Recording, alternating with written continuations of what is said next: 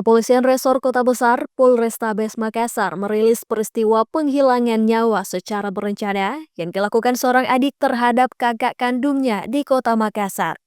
Pelaku berinisial A berusia 22 tahun menghilangkan nyawa kakaknya yang berusia 30 tahun.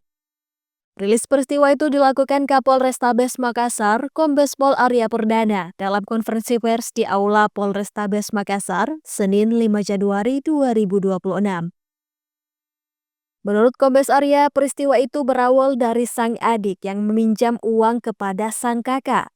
Uang tersebut rencananya akan dibayar secara bertahap dengan imbalan tertentu.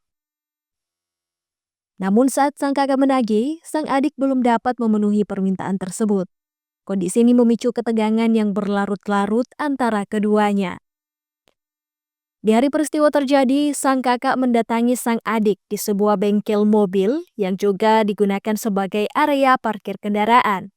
Namun saat ditagih untuk mengembalikan uang pinjamannya, sang adik kembali tidak bisa mengembalikan uang yang dipinjamnya itu.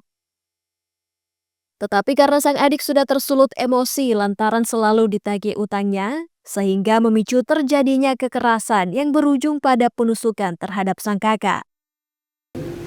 Kejadiannya yang dilakukan oleh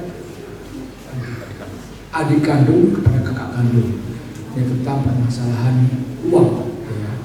Jadi ada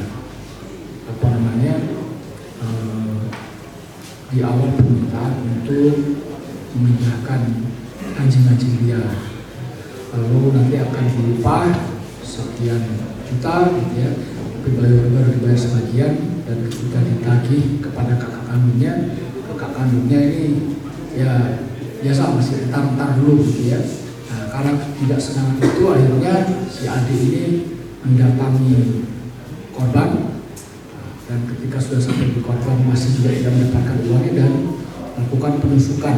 Ya, penusukan ada 2 kali, satu di tangan, satu lagi di pinggang, ya, di sebelah. Itulah yang mengakibatkan meninggal dunia dari korban. Sang kakak sempat dilarikan ke rumah sakit, namun nyawanya tidak dapat diselamatkan. Dari hasil olah tempat kejadian perkara, polisi mengamankan sebilah badik yang diduga digunakan sang adik untuk melakukan kekerasan. Barang bukti lain yang turut diamankan diantaranya pakaian yang dikenakan sang adik sebagai pelaku saat kejadian. Diketahui kakak beradik ini sama-sama berprofesi sebagai sopir yang terlibat dalam aktivitas perjualbelian anjing yang dibawa ke Kabupaten Toraja. Atas perbuatannya, sang adik dijerat pasal pembunuhan berencana dalam Kitab Undang-Undang Hukum Pidana. Dengan ancaman hukuman pidana mati, penjara seumur hidup, atau penjara selama 20 tahun. Ahmad Gifar M. Muhammad Reza Maharam, Unhas TV.